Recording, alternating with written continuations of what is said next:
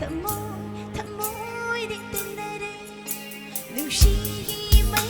định mấy hầu đây thắm môi định tên nơi đây tu bu lại định xa gậy tên na đã bên nào bạn thung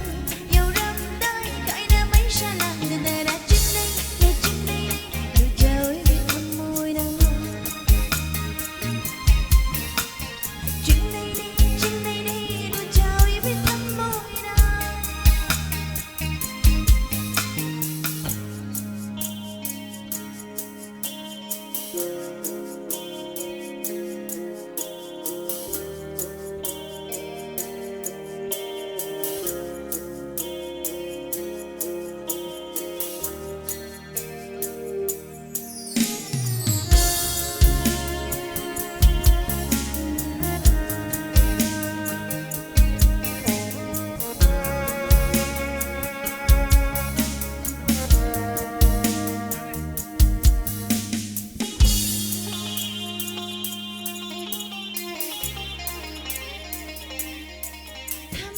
be